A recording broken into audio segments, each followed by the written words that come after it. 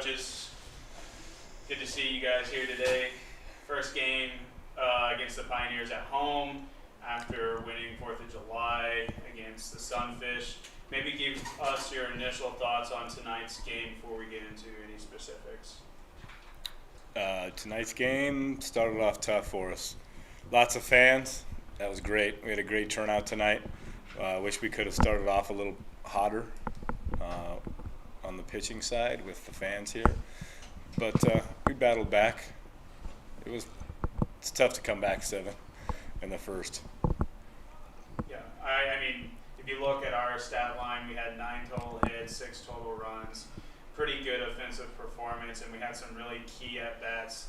What really seemed to me was like even when we were seeming to get momentum back, they'd come back and then just slam the door. Can you speak to me a little bit about some of those timely moments? Maybe it was pitching, maybe it was hitting, that could have gotten us back in but just didn't. Well, like I always say, the momentum, and we got the wind taken out of our sails right away. We didn't have a lot of wind going into the game.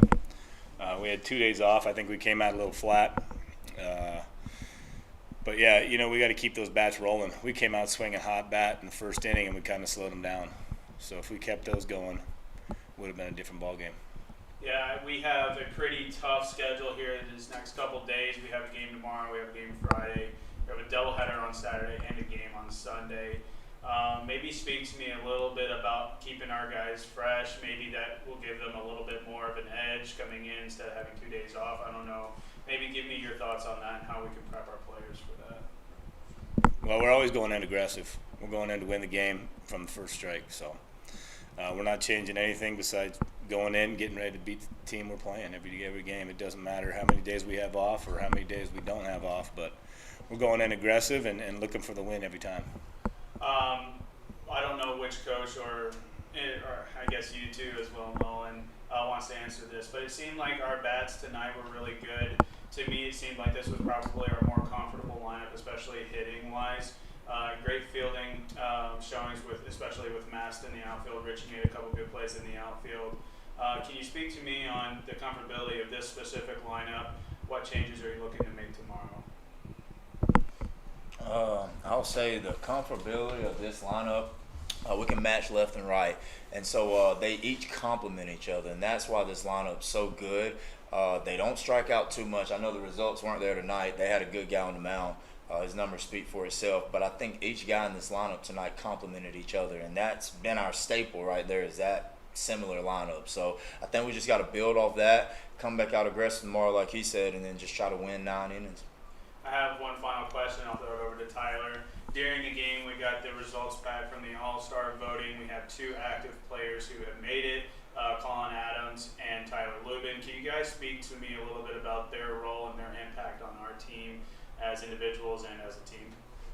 I'll definitely start with 12, and I'll leave it to him since he does more of the hitters with Colin. 12's been our backbone. He's been here since day one. He's been through the hard times, and he's been through the good times. And so it's just good to see him get rewarded for the hard work that he does. Couldn't happen to a better guy. Great kid, Tyler Lubin, he is. So. Yeah, same with Colin Adams. I mean, they come in, new team, they get along with everybody, they battle with everybody.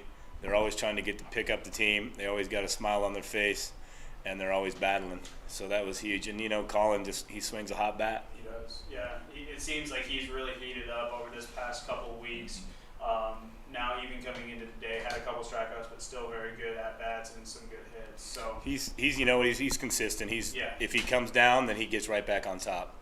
So, when he strikes out a couple times, look out because he's going to come on fire quick. Right. Very versatile player, too. First base, third base, and catcher. Yeah. A guy that you can kind of put anywhere. He's almost making it impossible to keep him out of the lineup. Right. He is. Tyler, if you have any questions. We saw Hastings and we saw Western Nebraska tonight. We're going to see Hastings. We saw them earlier this season. They've built upon their teams, and of course we've also built upon ours. Are you treating them as we can build off what we saw last time, or are you treating them as totally new teams?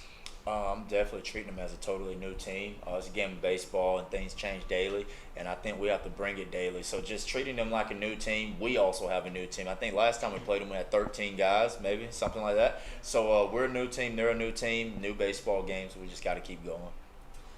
Brendan Perez didn't have the start that he wanted tonight. It seems like every time he comes out onto the mound, it's either he's the best pitcher this team has or he struggles through his appearance. Is there anything that you guys have seen from him that can almost predict what kind of day that he'll have? Pretty much how he shows up to the field. Today, he kind of showed up flat a little bit, and that's pretty much what our team did. We showed up flat. The times that he throws good, though, he's bouncing around. He's speaking to everybody. He's not just laid back, and so I think just getting him more of a routine to be more energetic when he comes to the field will actually help him a little more. Nolan, you always talk about quality at bats. Today, although the team went down 7 runs in the first inning, they kept fighting and chipping away, even scoring runs in the 8th and 9th innings. What can you speak on like the continuous fight and how the team keeps going regardless of deficit? I think early in the game, the first third and the last third, I think when we put our best at bats together, the middle third we struggled. We had some quick innings, but I think the ability in that first inning to, after they put up a 7 spot, get 3 back was a huge point for us, and that shows it's a lot of fight. Then continuing to battle late in the ball game, they had a good guy out there on the bump, and he competed for 6 innings. Really does what he did, and he's a good guy. And we put up 4 runs on him. That shows a lot about our at bats and being able to manufacture. Because he's not a guy that walks. He doesn't give up free bases. So being able to put balls in play and find ways to score runs, I think says a lot about where we are as hitters. Nolan made a good point. In the middle of the third, it didn't seem like there was too much offense. I've noticed you guys talking more recently about how the middle third, the team somewhat loses energy. Is there anything that you can do from a coach's perspective to spark the team in those 4th, 5th, and 6th innings? I still think just positive encouragement to each and every guy, building those relationships and building trust.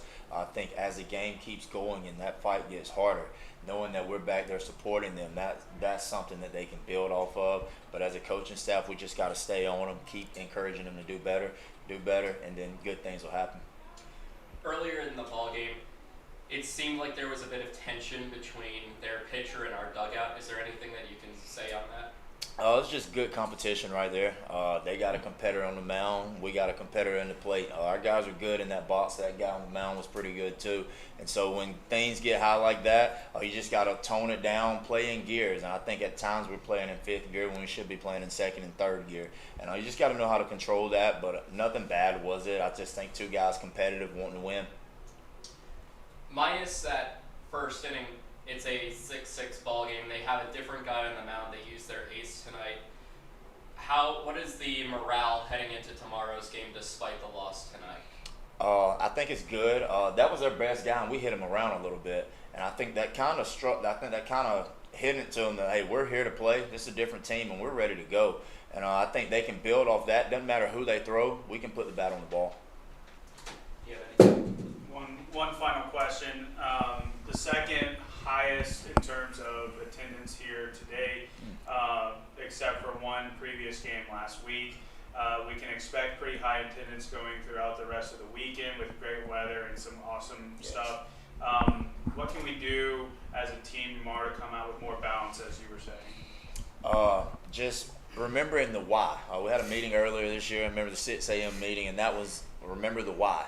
And I think that's something we got to go back to is just remember the why. Why are you here? Who do you do it for?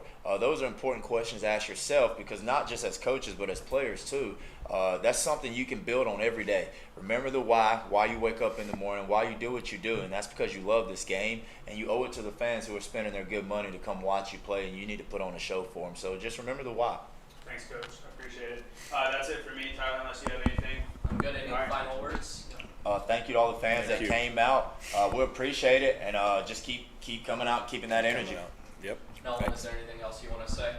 Thanks to the fans. Looking great in those jerseys tonight. Good Appreciate it.